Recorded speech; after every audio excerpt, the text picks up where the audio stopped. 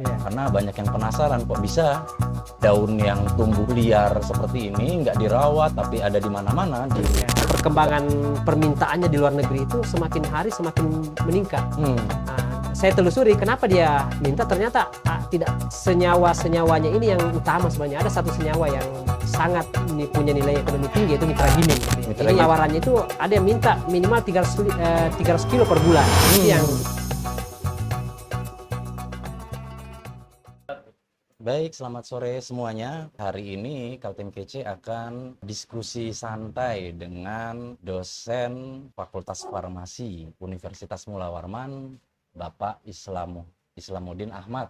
Iya. Bapak ya. Baik. Baru-baru ini kami meliput tentang daun keraton yang rupanya cukup banyak menarik perhatian juga ternyata Pak di kalangan pembaca. Karena banyak yang penasaran kok bisa daun yang tumbuh liar seperti ini nggak dirawat tapi ada di mana-mana di dekat sungai malah jadi komoditas yang bisa diekspor. Nah, sebelum kita masuk ke sana, kita kenalan dulu dengan Bapak dosen kita satu ini, Pak Islam ya, saya panggil Pak Islam. Pak Islam, sebenarnya sebelum jadi dosen kuliahnya di mana nih? Ya, saya kuliah S1, S2 di Unhas, Universitas Hasanuddin. Kebetulan fokus di farmasi, memang di jurusan farmasi. Jadi 2002 masuk, kemudian selesai 2007, dan lanjut, betul waktu itu langsung lanjut ya, lanjut S2, selesai 29, kemudian 2010, alhamdulillah ada dibuka ya pendaftaran di Unmul gitu ya. Nah, keterima dan berproses sampai dari CPNS, PNS gitu. 2015 saya lanjut lagi S3. Universitas Indonesia. Kebetulan farmasi juga. Jadi juga fokusnya di yang bahan alam ya, atau istilahnya farmasi bahan alam atau natural product gitu. Di ini sampai selesai tahun 2018. Berarti sudah Pak Doktor ya ini ya, Pak Doktor Islamuddin Ahmad. Ya. Farmasi itu apa gelar belakangnya itu Pak? Kalau sekarang posisinya ada dua versi ya. Ada yang masih menggunakan MSI, SSI ya, Sarjana Sains, karena dulu memang awalnya dari MIPA gitu ya. Dan sekarang yang kedua ada SPAM. SPAM ya. Kemudian biasanya kebanyakan ya di selesai S1 itu ada lanjut profesi namanya apoteker. Nah, itu jadi S1 lanjut apoteker yang punya wewenang untuk melaksanakan praktek profesi apoteker di apotik seperti itu, di rumah sakit seperti itu. Baik. Terus kok bisa Pak Islam ini kenalan dengan keraton? Karena sekarang Pak Islam terkenalnya di Kalimantan Timur ini jadi peneliti keraton gitu ya, periset keraton. Gimana awal ceritanya? Ini bermula dari pulang S3 2018 sebenarnya ya. Jadi 2018 itu saya pulang S3 itu selesai itu di Juli ya. Jadi berselang waktu itu masuk Agustus, belum ada banyak kegiatan, saya banyak ke daerah gitu ya. Terutama waktu itu memang saya jalan-jalan ke Kota Bangun gitu ya. Kota Bangun situ saya lihat bukan pantun ya, jalan-jalan ke Kota Bangun ya, tadi bukan. Oh, saya kira mau saya cakep tadi, cakep gitu ya. Jadi lihat orang menjemur tuh. Kok apa ini dijemur ya? Keraton gitu ya. Jadi waktu itu tahu sudah jual ya. Tapi jualnya waktu itu belum tahu kalau ekspor ya. Saya belakangan baru tahu ekspor, itu jualnya ternyata ke Kalbar. Di bulan Oktober itu terbuka hibah kompetitif di Dikti ya waktu itu. Karena saya baru pulang S3 dengan semangat membuat proposal hibah ya. Akhirnya saya coba kembangkan, cobalah saya teliti nih keraton ini, saya cek, saya telusuri di internet, ternyata kebetulan bidang saya kan di bahan alam ya. Salah satu keahlian saya itu adalah di teknologi ekstraksi. Bagaimana mengembangkan metode ekstraksi ini lebih efisien dibandingkan yang sudah ada. Terutama pendekatan menggunakan green extraction gitu ya. Jadi saya telusuri di internet, ternyata belum ada keraton ini, terbatas penelitiannya. Saya coba ajukan. Alhamdulillah 2018 itu saya ajukan itu untuk pendanaan tahun 2019. Oktober, alhamdulillah di Januari pengumuman, Februari itu pengumuman diterima. Secara nasional, kompetitif nasional, diterima hibah penelitian dasar gitu. Tapi waktu itu keraton itu rekayasa ekstraksinya dan potensinya sebagai anti diabetes. Hmm. Cuma waktu itu sudah banyak tuh saya banyak yang berseliweran itu tidak boleh, narkotik macam-macam. Saya mengabaikan itu. Kenapa? Karena riset itu tidak boleh dibatasi karena adanya larangan seperti itu gitu ya. Namanya riset apapun yang bisa diteliti kan seperti itu. Selama saya tidak bisniskan seperti itu. Berjalannya waktu saya diskusi, akhirnya saya telusuri juga ternyata kenapa ini menarik gitu ya. Saya teliti arah ke anti diabetesnya, alhamdulillah berjalan itu. Kemudian saya tiba melaksanakan juga 2019 itu KKN. Nah, saya kebetulan menempatkan masuk KKN di daerah Tenggarong Seberang itu kan. Ketemulah mitra gitu ya seperti itu. Dan itu berkembang sampai dari situ mulanya. Dan alhamdulillah 2020 dapat lagi kerjasama dengan beberapa instansi negeri dan swasta gitu ya, kerja kolaborasi untuk mengembangkan keraton ini. Dan waktu itu memang masih berpolemik. Kenapa? Karena terkait terutama BNN terkait dengan penggolongannya ya. Oke. Itu seperti itu mungkin dulu ya. Iya. Dalam perjalanannya kemudian ada anggapan ya bahwa daun keraton ini ternyata komoditas yang bernilai gitu ya. Komoditas yang bernilai, bahkan kata orang dari sisi penggunaan lahan, harga dan segala macam dia jauh lebih bernilai dari sumber daya alam Kaltim yang selama ini sudah dieksploitasi gitu ya, mulai yang terbarukan sampai yang tidak terbarukan. Sebenarnya apa yang bikin keraton ini kayak jadi dolar hijau di bumi Kalimantan ini? Ya, sebenarnya mulai dari kalau saya lihatnya karena pertama turun ke lapangan ya. Nah, itu turun ke lapangan itu saya lihat potensinya luar biasa. Sepanjang Sungai Mahakam ini ada tumbuh gitu ya. Dan setiap daerah daerah yang tidak bisa tumbuhan lain tidak bisa tumbuh, dia bisa tumbuh. Itu luar biasa loh ininya. Kemudian yang kedua, istimewanya adalah ternyata perkembangan permintaannya di luar negeri itu semakin hari semakin meningkat. Ya. Nah, saya telusuri kenapa dia minta, ternyata tidak senyawa-senyawanya ini yang utama sebenarnya. Ada satu senyawa yang sangat ini punya nilai ekonomi tinggi, yaitu mitraginin gitu ya. Ini yang permintaannya tinggi sekali. Dan itu nama latinnya juga mitraginin ya, keraton ini ya. Nama latinnya itu Mitragina speciosa. Mitragina speciosa. Oh, akar katanya sama mitraginnya itu ya. Senyawa itu kan pemberian penemu gitu ya. Jadi biasanya memberikan nama itu sesuai dengan pendekatan namanya. Nah, sama seperti misalnya dari tumbuhan lain ya. Dari bawang Dayak misalnya nama latinnya Elytrin bulbosa, itu namanya senyawanya elyterin gitu ya. Artinya nama tumbuhan itu dinamakan latinnya diambil dari senyawa yang dikandungnya. Bukan, tumbuhannya itu berdasarkan ada memang taksonomi tumbuhan bidangnya ya. Tapi nama senyawa yang ada dalam itu dinamakan berdasarkan nama latinnya gitu, pendekatannya nama latin gitu. Jadi nama senyawa itu diambil dari nama pohon latin pohonnya. Ya, seperti terbalik itu. saya tadi ya. Ya, itu. Jadi nama pohonnya duluan mitragin, baru senyawanya ditemukan jadi dinamakan itu ditemukan mitragin, oleh namanya William Kortlas ya, peneliti Belanda dan Swiss itu. Ada Haviland gitu ya. Jadi berapa kali. Jadi awal itu namanya berubah-ubah sebenarnya. Itu kan namanya kan sepakatan peneliti botani dunia kan ya. Akhirnya yang terakhir disepakati yang resmi adalah Mitragina. Dulu nuklea, masuk kelompok nuklea dulu, nuklea officinalis ya. Kalau nuklea itu kelompok bengkal yang mirip keraton sekarang, tapi sekarang justru bengkal inilah yang menjadi pemalsu, biasa ditambahkan orang curang di situ gitu. Apa istilahnya itu? Kalau BBM itu oplosan ya, itu dioplos ya, seperti itu. Jadi nama itu, mitragin inilah yang punya nilai ekonomi karena dimanfaatkan sebagai minuman sehari-hari di tren di Amerika ya, pengganti bahan-bahan energi drink gitu ya, bahkan sampai hari ini permintaan untuk industri farmasinya sudah tawarannya itu ada yang minta minimal 300 kilo per bulan. Itu yang luar istimewa, menjadikan dia istimewa. Jadi sehingga sementara potensinya daerah kita ini luar biasa, itu belum ditanam ya. Sudah tersedia gitu ya. Ini sayang kalau tidak dimanfaatkan oleh masyarakat. Artinya gitu. Keraton ini tumbuhan yang tidak perlu ditanam tapi sudah ada di alam. Sejauh ini di Kalimantan Timur itu masih liar semua, petani liar ambil, semua ya. Dan alangkah baiknya kalau kita budidayakan sehingga kita bisa kondisikan kadarnya gitu seperti itu ya. Itu yang kedepannya kita mudah-mudahan bisa kita kembangkan. Menurut laporan yang kami susun kemarin, bekerja sama dengan Tempo juga, keraton ini begitu dipanen atau diambil daunnya, dibiarkan saja, nanti tiba-tiba tumbuh lagi, tidak perlu ditunggui, tidak perlu di macam-macam lagi. Begitu. Apa benar begitu? Terutama bagian batang ya, kalau dipotong itu dilempar di mana? Kalau ketika dia tersentuh tanah dan mungkin kelembaban cocok, langsung tumbuh Langsung dia. tumbuh Iya. ya. Dan yang kedua, bijinya Hmm. yang dimakan menjadi makanan burung enggang Hmm. itu kalau dimakan enggang dan dimuntahkan di daerah mana, Tumbuh biji lagi. itu tumbuh lagi gitu. Jadi luar biasa Luar pertumbuhannya di biasa tumbuhan ya. ini ya. Oke.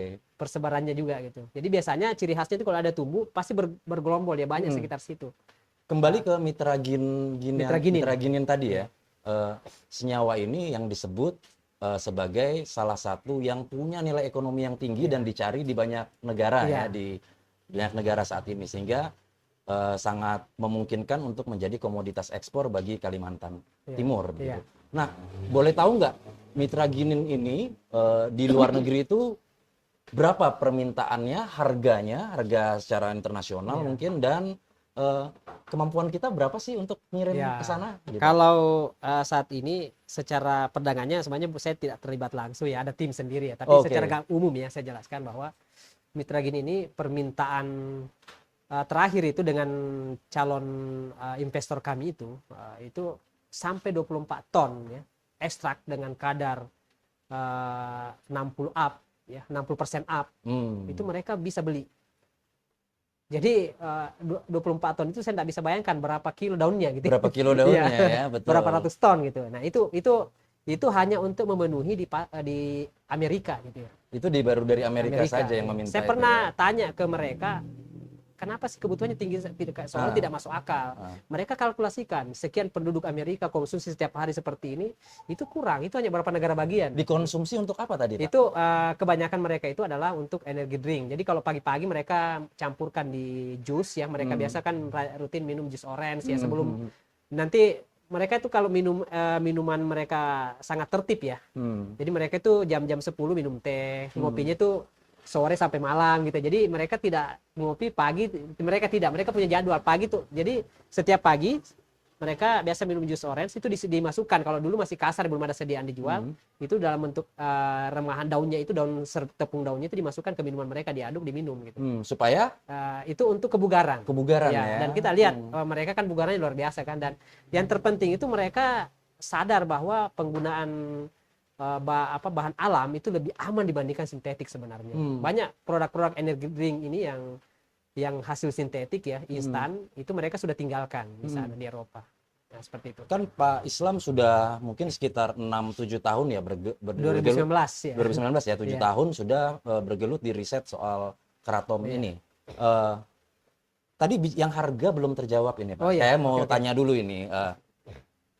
Kalau sekarang ini kan kami tahu di tingkat desa-desa, terutama di desa Tuanatuha di Kecamatan Kenohan dan di desa Sebelimbingan di Kecamatan Kota Bangun di Kabupaten Kutai Kartanegara itu ada pemetik-pemetik daun ya, pemetik-pemetik daun. Nah, kalau daun yang dari mereka itu berapa dibelinya? Mungkin ada pengepul datang, mungkin kan Bapak sudah sering berinteraksi dengan Gambaran mereka, umum, ya. kemudian nanti kan ada pengolahannya ya. Kalau kita di Kaltim juga untuk pemirsa tahu, di Kaltim ini juga sudah pernah mengekspor ya, udah rutin mengekspor sejak 2020 rasanya ya. Mengekspor 2020.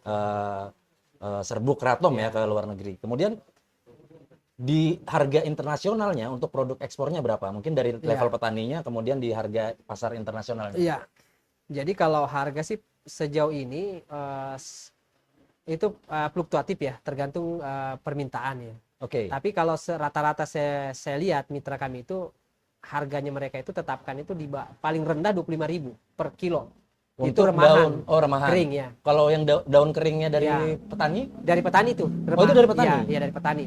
Oke. 25.000 Per kilo ya? per kilo. 25.000 Itu per kilo. kalau dikonversi ke daun segar itu 5 kilo daun segar, 1 kilo daun kering. 5 kilo daun Artinya segar. sekitar 5.000 lah. 5.000 ininya ya. daun basah ya? Dan kita biasa Daun segar. kalau kami tuh sekarang menyampaikan ke petani estimasi terendah kadar ya, harganya itu 2.000 per segar ya, per kilo gitu. 2.000 ya? Ya. Kalau Metik doang 1 kilogram 2.000. 2.000 itu paling rendah. Itu teranjloknya, yang kami sebutnya teranjloknya harga Betul. dibayarnya. Dan kami menurut laporan yang kami terima ketika sedang tinggi-tingginya, mereka bisa dapat sampai 600.000 sehari itu. Iya. Itu betul ya Pak ya? Betul itu. Betul ya, petani Betul, ambil petani, ya. Iya, petani betul. dapat 600.000 sehari. Dan itu mereka ambilnya liar ya, belum dibudaya. Betul. Dan agak lebih ringan kalau budidaya cara panennya, karena mereka harus masuk hutan gitu ya. Jadi itu yang ini petani juga sebenarnya. Kemudian selanjutnya ya, Iya, yang harga soal di pasar tadi. ya. Ya, betul, harga di pasar. itu rata-rata ya itu fluktuatif juga $3 sampai $6. $3 sampai $6 untuk produk bentuk Untuk remahan dari petani diolah dulu diserbukan gitu ya, serbuk. Ada mesh 30 sampai 100. Nah, biasanya yang $6 itu mahal, itu halus, itu untuk dikonsumsi.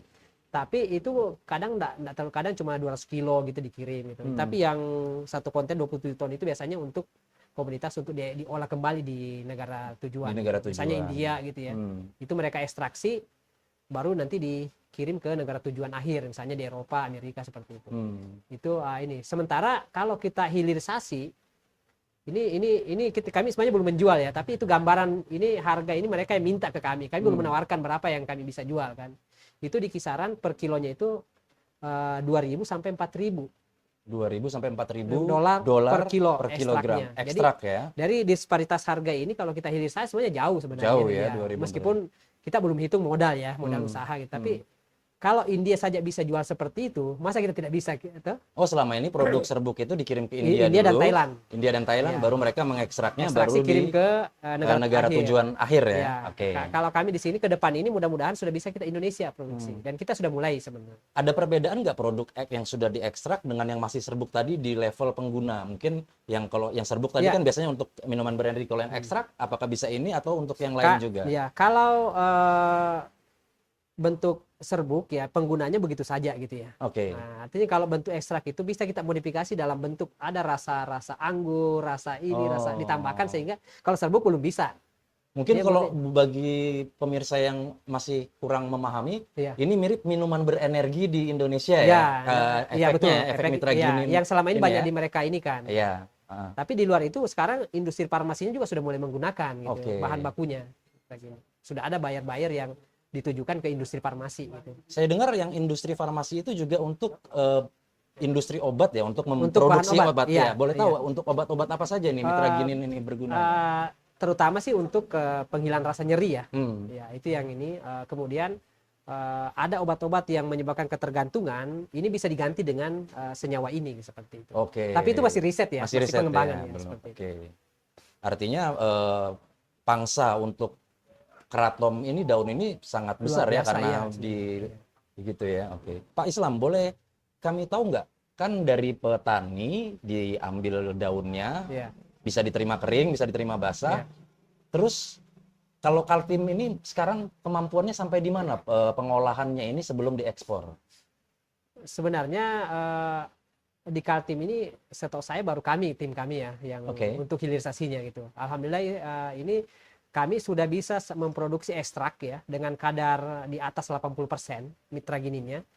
Nah, cuma memang yang terkendala itu di kapasitas produksi gitu, masih kecil gitu. Tapi setidaknya untuk pemenuhan pengiriman misalnya 5 kilo per bulan itu mungkin kita bisa penuhi gitu. Tapi kalau untuk permintaan sekarang ada yang mau menawarkan ini, mau kontrak 300 kilo per bulan, kami tidak berani gitu.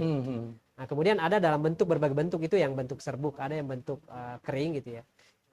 Kami bahkan sebutnya dalam bentuk tinktur. Kami sudah siap juga untuk hilirisasinya. Jadi tinktur ini ke Eropa gitu ya, terutama di negara Ceko yang sekarang ada yang minta gitu ya. Ceko ya, permintaannya Ya, dari permintaan Ceko Ceko. ya. Itu. Jadi dua itu hilirisasinya. Selain itu masih jalan juga ekspor bahan bakunya ya, untuk ke India dan Thailand seperti itu. Oke. Jadi kapasitas kita untuk ekspor berapa ini Pak kalau Kaltim ininya sekarang? Biasanya kalau berdasarkan peraturan Permendak itu untuk remahan serbuknya itu maksimal 22 atau sampai 25% itu kapasitas produksi. Ada aturannya. Iya. Jadi misalnya kapasitas produksi sekian ratus ton, kita hanya bisa memproduksi periode ini misalnya maksimal 25% dulu. Itu sebenarnya menjaga pasar sebenarnya, Pasar, ya? kualitas harga pasar gitu. Tidak bisa dibiarkan ini, meskipun saya tidak tahu yang lain ya. Kalau kami ikut itu ya seperti itu. Karena yang ekspor ini kan kalau dari Indonesia bukan cuma Kalimantan Timur ya, terutama di Kalimantan Barat ya. Ya, yang paling besar Kalbar ya. Oke. Dan kalau pemirsa mau tahu berapa nilai ekspor dan segala macamnya, silakan baca laporan lengkap kami juga di Teras ID ya tentang Keraton ini. Kami sudah memiliki data-datanya di sana seperti itu. Baik. Selanjutnya kami kan juga tim liputan kami juga sempat main-main tuh ke pabrik pengolahan yang di L3 Kecamatan Tenggarong Seberang di Kutai Kartanegara, Iya. dan itu satu-satunya pabrik pengolahan kratom Kratom, ya, yang iya. untuk wilayah Ekstraksi. Kalimantan Timur Iya. ya, untuk ekstraksi. Kalau secara sederhana aja sih, biar mungkin publik tahu gitu ya, kayak apa Iya. sih cara ngolah kratom itu secara sederhananya gimana sih? Gimana Ya, itu Pak jadi Islam? mungkin saya gambarkan seperti kopi espresso ya. Mungkin Oke. seperti itu ya. Jadi diambil sarinya. Sarinya ini kan kalau seperti kopi ini yang di kan dapat cairan tuh, cairan Mm-mm. kental kan. Itu yang diserbukan gitu. Nah, teknologi Oke.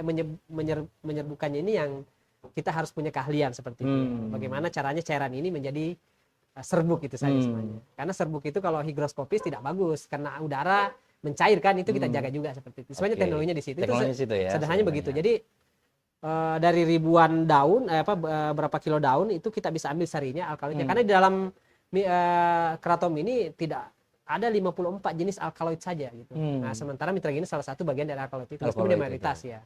Artinya masih banyak senyawa-senyawa lain di kratom yang sebenarnya Ini ya, belum belum. tereksplor ya. Nah, Ini ini bisa. sebenarnya keuntungannya kalau seperti India sebenarnya, kalau beli mentah yang dia bisa ekstraksi mitragininya, senyawa lain menjadi punya harga tersendiri. Cuma kan kita belum tahu pasarnya.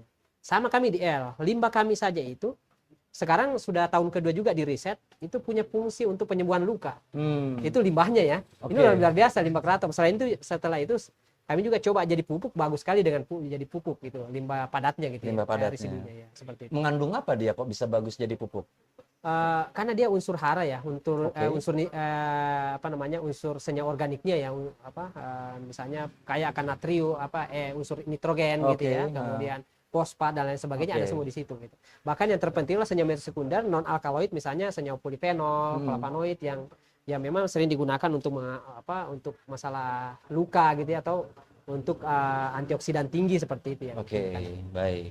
Sekarang ini dari laporan kami yang kemarin itu juga kami menemukan ada kelesuan di tingkat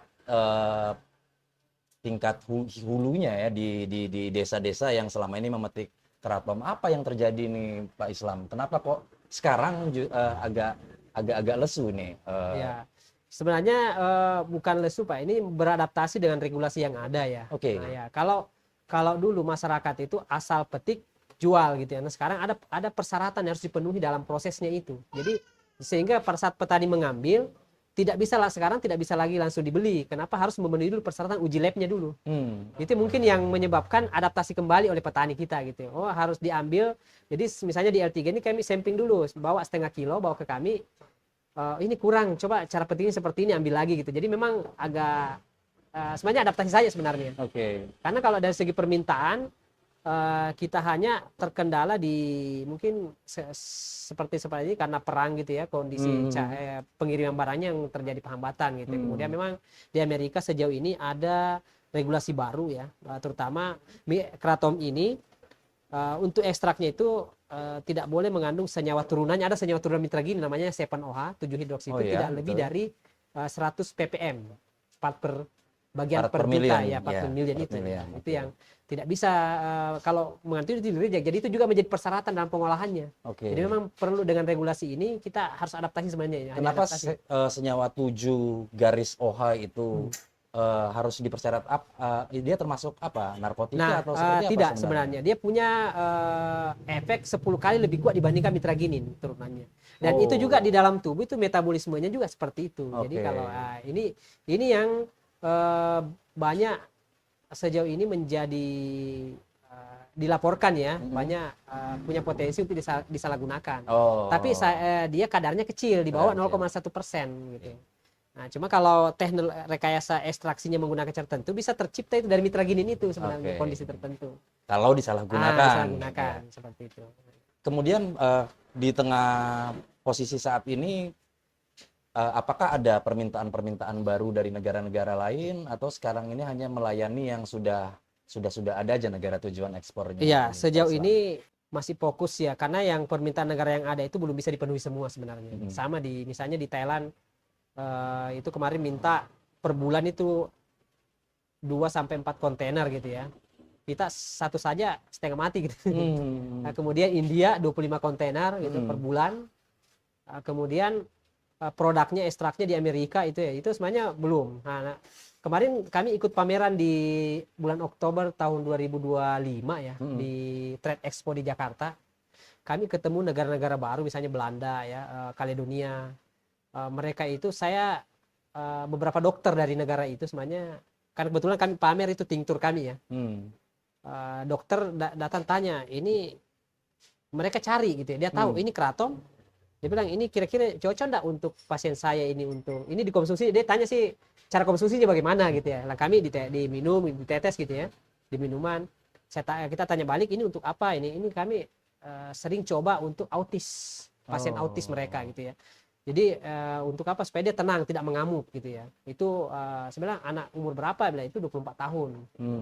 Ya kalau orang Pakistan 24 tahun pasti sudah besar sekali ya gitu. Jadi itu katanya tenang, sama di Belanda juga, di Kaledonia juga seperti itu. Nah itu bahkan kemarin itu minta dikirimkan sampel lagi ya, cuma sediaan kami masih terbatas gitu ya. Jadi karena memfokuskan permintaan bayar kami gitu. Jadi kami hanya kasihkan saja ini, bahwa ini kalau ini nanti kami minta testimoninya saja gitu ya dari sana. Jadi pasar-pasar baru ini belum berani kami buka sebenarnya, karena sebelum memenuhi yang lain gitu ya. Karena kapasitas kita sebenarnya di Kaltim ini kalau kita kumpulkan daun itu kalau dikalkulasikan itu mungkin per bulan bisa 300 sampai 500 ton.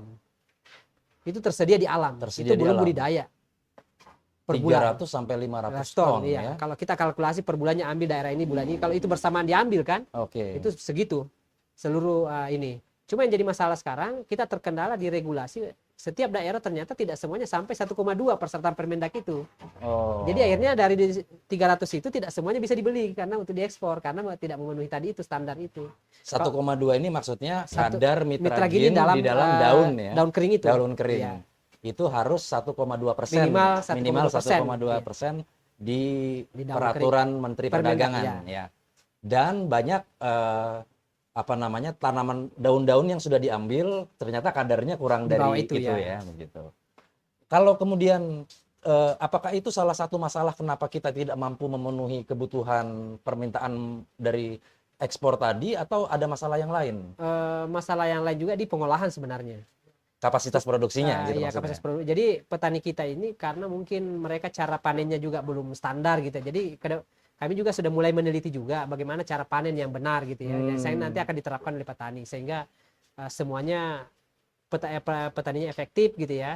Kita juga mendapatkan kadar yang bagus gitu ya. Ya, kalau pemirsa mau tahu cara panen kratom yang benar, siapa tahu mau coba-coba, silakan baca laporan kami. Kami menemui beberapa pemetik daun di Desa Tuanatuha dan mereka mengajarkan kepada kami bagaimana cara memetiknya. Jangan lupa untuk mampir di website Teras ID dan cari laporan Kaltim Kece ID tentang kratom di sana. Baik, Pak Islam, terakhir nih, setelah kita bicara panjang lebar, ternyata benar ya kratom ini nilai ekonominya sangat tinggi dan segala macam, luar biasa. Bahkan dari sisi penggunaan lahan, harga, kemudian pengolahan yang itu jauh lebih sederhana dibanding komoditas-komoditas ekspor yang lain gitu ya. Apalagi kalau kita bandingkan dengan produk perkebunan yang perlu perawatan dari mulai dari bibit sampai panen gitu ya. Nah, apa harapan Pak Islam untuk komoditas ini, dan kira-kira apa sih yang perlu pemerintah dan masyarakat perhatikan supaya komoditas ini bisa menjadi modal baru bagi Kaltim untuk meningkatkan ekonominya? Ya, jadi saat ini masalah utama kita di hulu, Pak. Di hulu. Ya, jadi kenapa ada dua? Saya sementara meneliti nih ya. Insya Allah ini tahun kedua di hibah kami. Itu kami akan mempelajari bagaimana pola budidaya yang benar gitu ya. Kemudian pola panen yang benar gitu ya. Ya, jika nanti ini yang benar, bukan berarti menyingkirkan daerah-daerah alami selama ini, misalnya tidak lagi membeli dari alam ya. Tapi ke depan ini kami ada daerah budidaya yang kadarnya misalnya di atas rata-rata gitu, misalnya 1,7, 1,8. Nanti ini menjadi pencampur ya. Jadi nanti kita beli yang misalnya dari petani 0,1 dari alam. Kita campur dengan ini kan tetap memenuhi 1,2. Itu strategi sebenarnya. Kemudian yang pencampuran. Jadi kalau kita punya budidaya yang bagus, tidak mesti semua ya. Dan ini akan, saya kira Kaltim ini adalah habitatnya ya seperti itu. Jadi dilempar pun tumbuh. Yang jadi masalah kadarnya memenuhi atau tidak. Saya kira itu yang tantangannya sebenarnya. Tantangan sebenarnya di Dan situ ya. kami minta mungkin kalau memang ini Pemda bisa lebih fokus ya menjadikan memperhatikan Keraton ini bahwa ini adalah potensi luar biasa di Kalimantan Timur. Dan kita bisa terutama pasca tambang gitu ya. Lahan-lahan itu bisa menjadi tempatnya Keraton ini bisa beradaptasi untuk ditumbuhkan gitu, seperti itu. Dan harus diingat juga Keraton ini tumbuhnya tidak di seluruh dunia ya, Ya, hanya di kawasan Asia Tenggara, itu pun di dekat Katulistiwa ya. Iya, endemik dia. Endemik ya. Kalau Ya, di mana sebaran Keraton ini? Kalau di Indonesia sejauh ini yang dilaporkan itu adalah paling dominan itu di Kalimantan. Di Kalimantan. Kemudian di Sumatera, bagian Aceh ya.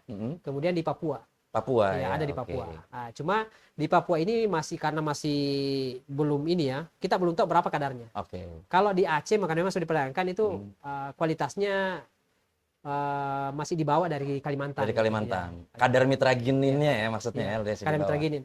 Dan sedikit tambahan bahwa saya kemarin diskusi dengan petani di buyer di Thailand itu mengatakan bahwa dari Indonesia sebenarnya ini sejelek apapun kualitasnya mereka masih tertarik lebih beli dari Indonesia sebenarnya. Kenapa? Karena keraton di Indonesia ini terutama di Kalimantan ini dia lebih dominan itu mitragininnya.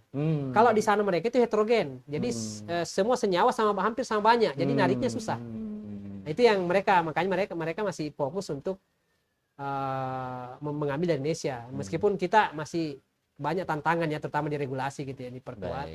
Jadi itu harapannya sebenarnya. Jadi kalau ini bagus, regulasi bagus, Pemda misalnya butuh perlindungan petani kita gitu ya. Kemudian fokus untuk bagaimana menjadikan komunitas ini komunitas endemik Kalimantan yang unggulan gitu ya. Ini luar biasa. Ini kenapa? Karena keraton ini tidak hanya untuk kita. Jadi tumbuhan hewan endemik kita misalnya enggang gitu ya, burung, lutung ya, bekantan. Itu makanannya ini tumbuhan ini sebenarnya. Dan dia juga mencegah abrasi di tepi sungai. Di sungai itu mencegah abrasi gitu ya. Karena dia hanya bisa tumbuh keraton ini di pinggir sungai. Ya, seperti itu.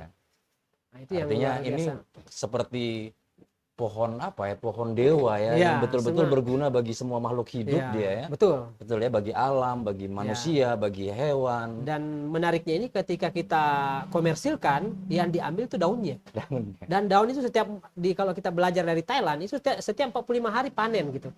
Jadi kalau per tahun rata-rata bisa panen 8 kali kan seperti itu. Ini luar biasa kalau dibandingkan dengan cara masyarakat kita selama ini dipangkas itu tunggu 3 sampai 4 bulan baru bisa panen lagi gitu. Nah, itu yang istimewa menurut saya ya, tumbuhan ini yang menjadi luar biasa sebenarnya harapan. Jika ini kita bisa budidayakan, artinya tidak mematikan petani lokal yang ambil di hutan, tapi ini menjadi standar gitu ya, bisa kadar yang rendah ini bisa kita tingkatkan dengan mencampur dengan yang kita budidaya ini. Baik. Ya, saya rasa sudah cukup lengkap semua ya, kita dapat informasi tentang keraton. Tapi untuk yang bagian-bagian yang mungkin masih penasaran, lebih lengkap lagi ada di laporan kami di Teras ID. Silakan pemirsa kalau tertarik untuk berkunjung ke sana dan silakan simak laporan kami. Terima kasih banyak Pak Islam atas waktunya. Semoga bermanfaat. Kita akan jumpa lagi di diskusi bareng narasumber di podcast berikutnya untuk di laporan-laporan kami selanjutnya. Terima kasih banyak pemirsa, kita jumpa lagi di lain waktu dan kesempatan. Terima kasih. Oke, kasih.